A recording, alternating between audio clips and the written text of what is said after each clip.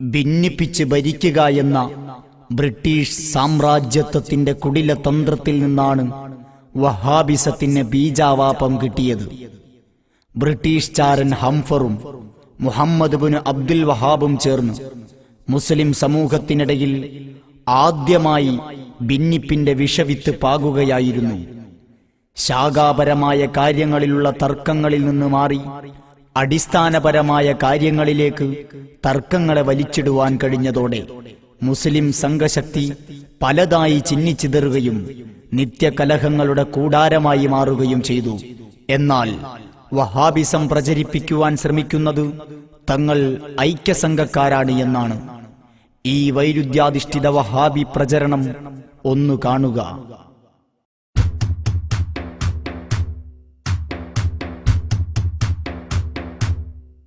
British തന്ത്രം കേൾക്കുക.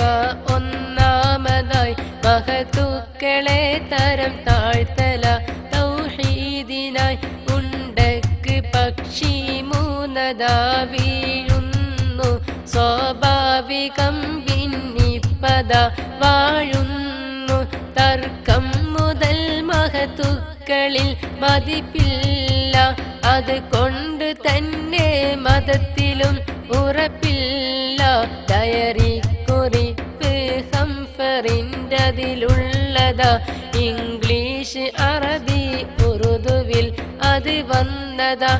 ഇതിന് ചാരം മാരത എത്തുന്നു. ഭിന്നിപ്പിനായി ആലോചന നടക്കുന്നു. മുസ്ലിം അതിൻ്റെ സംഘശക്തി നശിക്കണം. അതിനായി പുത്തൻ ആശയങ്ങൾ കാണണം. ഖിലാഫ് രണ്ട് തരത്തിലായിട്ടുള്ളതാ. അടിസ്ഥാനമായും ശാഖയായും ഉള്ളതാ. ശാഖാപരം റഹ്മത്തതാണേ പൊന്നെ. അടിസ്ഥാന തർക്കം ശാപകാരണം തന്നെ. മദാഹിബിന്റെ ഖിലാഫ് രണ്ടിൽ കാണണം. തക്ഫീറതാണ് അപകടത്തിന് കാരണം. കമ്മിറ്റിയിൽ കയറി പതുക്കെ നിന്നതാ. സുന്നിയ മദ്രസ പള്ളിയും തട്ടുന്നതാ. നിനക്കന്യ പള്ളികളെന്തിനാ നീ നോക്കണം. പുതിയാശയത്തിന് പള്ളി വേറെ കാണണം. ഭിന്നിപ്പിനാണത് മാർഗമായിട്ടുള്ളത്. നിർബന്ധമായി ഒഴിവാക്കലാണത് വേണ്ടത്. കേസെങ്കിലോ നീ പൈസയും ചിലവാക്കണം. ഒരു പള്ളിക്കായി രണ്ടിൻ്റെ പണമൊഴിവാക്കണം. ഇതുപോലെ രണ്ടു വിഭാഗവും വേണ്ടുന്നതാ. അവസാന ചിലവ് 4 പള്ളിക്കുള്ളതാ. രണ്ടു വിഭാഗം സമയവും നഷ്ടത്തിലായി.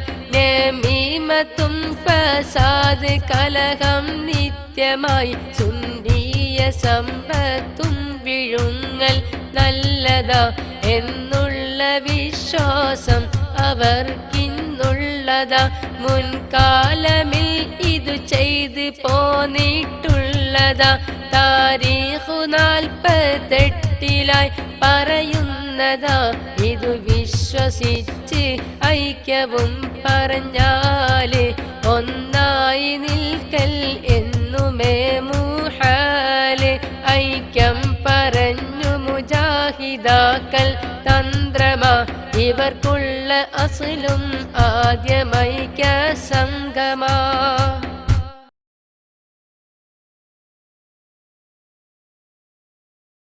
മുസ്ലിം വിരോധികളുടെ ചെരുപ്പ് നക്കിയും ദാസ്യവേല ചെയ്തും യജമാനഭക്തി പ്രകടിപ്പിച്ച വഹാബികൾക്ക് അധികാരത്തിന്റെ അപ്പകഷ്ണങ്ങൾ കിട്ടിയ സന്ദർഭങ്ങളിലെല്ലാം സമുദായമധ്യേ ചുടുചോരയുടെ നീർച്ചാലുകൾ തീർക്കാനാണ് അവർ ശ്രമിച്ചത്. ശിർക്കിന്റെ സംഹാരത്തിനും തൗഹീദിന്റെ സംസ്ഥാപനത്തിനും വേണ്ടി പൗരോഹിത്യ ലോഹയണിഞ്ഞിറങ്ങിയ വഹാബി പാതിരിമാർ കൊന്നൊടുക്കിയ മനുഷ്യജന്മങ്ങൾക്കോ തകർത്തെറിഞ്ഞ സാംസ്കാരിക കേന്ദ്രങ്ങൾക്കോ കയ്യും കണക്കുമില്ല.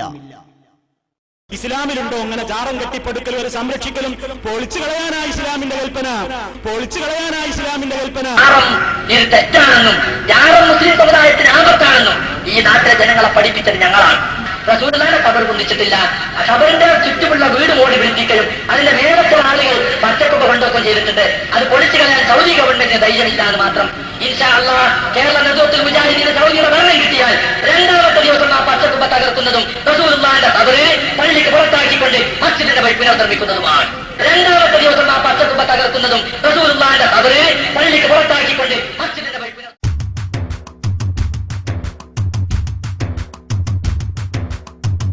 ഇമാമുകൾ ഒന്നിച്ചാദീനിൻ ചിന്തയെ ചിക്കിച്ചികഞ്ഞു തിരിച്ചിടുന്നു ബുദ്ധിയെ. ആവശ്യമില്ല കാര്യമിൽ ചിന്തിച്ചു ഉലമാ ഉമ്മത്തിന്റെ ശ്രദ്ധ തിരിച്ചു. അത് കാരണം മുസ്ലിം ഹുക്കൂമ നിലച്ചു. മുന്നോട്ടു കറക്കം പിന്നിലേക്ക് കുതിച്ചു. ഇതിനാൽ ഇവർക്കും ലക്ഷ്യമുള്ളത് തന്ത്രമാ. ശത്രുക്കളെ സഹായിക്കൽ കുതന്ത്രമാ. രാഷ്ട്രങ്ങളൊക്കെ ഗവേഷണം നടത്തുന്നതായി. ആകാശലോകത്തേക്കതും നീളുന്നതായി. മുസ്ലിങ്ങളോ തർക്കത്തിനാലവരെത്തി. ജാറം പോളി റൗല പോളി വരെയെത്തി. ഏതെങ്കിലും രാഷ്ട്രത്തിനോ ജയം കിട്ടുവാൻ മുസ്ലിങ്ങളെ കൊല്ലൽ വഴി അത് നേടുവാൻ. തലഫിന്റെ നേട്ടം നോക്കൂ നാറ്റം ബോംബ. മറ്റുള്ളവർക്കോ കൂറ്റൻ ആറ്റം ബോംബ. പിൽക്കാലത്തിൽ ദിൻ തന്നെ മാറ്റിമറിച്ചവർ അവരാണ് മുസ്ലിം ഐക്യമാകെ തകർത്തവർ. ഈ കുറ്റപാത്രം വീണ്ടും വീണ്ടും കേൾക്കണേ. ദയവായി ഹീറ്റാവാതെ നീ ചിന്തിക്കണേ. ഏതോ വിരൽ ഭിന്നിച്ചിരുന്നാൽ പിന്നെ നഷ്ടപ്പെടുന്നു നമുക്ക് എല്ലാം തന്നെ. ജമാഅത്തായിട്ടുള്ള നിസ്കാരത്തിന് 27 പ്രതിഫലം ഐക്യത്തിന്. ഐക്യത്തിലാണ് പ്രതാപമെല്ലാം ഉള്ളത്. ഭിന്നിച്ചിരുന്നാൽ നഷ്ടമാ കൊയ്യുന്നത്. ചെറുകയറു തൻ കൂട്ടായ്മയാവണം കയറുകൾ. ഭിന്നിച്ചിരുന്നാൽ സാരമില്ലത് നാരുകൾ. പരലോകമോക്ഷം ഇല്ല എങ്കിൽ പിന്നെ ദുനിയാവ് കൊണ്ടൊരു ഫലവുമില്ല പൊന്നെ. മുറുകാന് ചിന്തിച്ചപ്പോ വെറ്റിലയില്ല എങ്കിൽ കടം വാങ്ങാം അടക്കയുമില്ല. അപ്പോഴ് നോക്കുമ്പോഴ് നൂറതുമില്ല. പിന്നല്ലേ പോല ചിന്തിക്കാനതുമില്ല.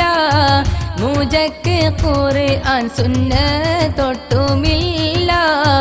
പിന്നല്ല ഫിഖ് നഹ്വ് മന്തിഖുമില്ല. അറിവിന്റെ അക്ഷയഖനിയായ വിശുദ്ധ ഖുർആനിന്റെ അനുയായികളാണ് മുസ്ലിങ്ങൾ. വിവരസാങ്കേതിക വിദ്യാമേഖലയിൽ മുസ്ലിങ്ങളെ വെല്ലുവാൻ ഒരാളും ഉണ്ടായിരുന്നില്ല. സ്പെയിനിന്റെയും കോർഡോവയുടെയും ഇന്നലകൾ അതാണ് വിളിച്ചോതുന്നതെങ്കിൽ ആധുനിക മുസ്ലിം ശക്തി മുഴുവനും ചിലവഴിക്കുന്നത് ആഭ്യന്തര തർക്കങ്ങളിലും പരസ്പരം ശിർക്കാക്കലുകളിലും സംവാദങ്ങളിലുമാണ്. തർക്കങ്ങളുടെ അപ്പക്കഷ്ണങ്ങളിൽ നമ്മൾ കടിപിടികൂടി കാലം തീർക്കുമ്പോൾ ഓർക്കുക, ജൂത സയനിസ്റ്റുകൾ പുത്തൻ ആയുധങ്ങളും കണ്ടുപിടുത്തങ്ങളും നടത്തി മുന്നേറിക്കൊണ്ടിരിക്കുകയാണ്. അഫ്ഗാനും ഇറാഖും അങ്ങനെ ഓരോ മുസ്ലിം രാഷ്ട്രവും തകർക്കപ്പെടുമ്പോൾ വഹാബിസം പുതിയ ഗവേഷണം നടത്തുന്നത് റൗള പൊളിക്കുവാനുള്ള ആയത്തിന് വേണ്ടിയാണ്. നമ്മൾ തർക്കിച്ച് തീരുമ്പോൾ ശത്രുക്കൾക്ക് തല്ലിക്കൊല്ലാൻ വളരെ എളുപ്പമാണ്. വഹാബിസത്തിന്റെ കടന്നുവരവിലൂടെ മുസ്ലിങ്ങൾക്ക് സംഭവിച്ച അപജയവും ശത്രുക്കളുടെ മുന്നേറ്റങ്ങളും വിശദീകരിക്കുന്ന വഹാബിസത്തിനെതിരെയുള്ള കുറ്റപത്രമാണ് കവി ഇവിടെ വിവരിക്കുന്നത്. ഈ കുറ്റപത്രം എല്ലാ കവലകളിലും ചർച്ച ചെയ്യുക, വഹാബിസത്തെ ജനകീയ കോടതിയിൽ പരസ്യമായി വിചാരണ ചെയ്യട്ടെ.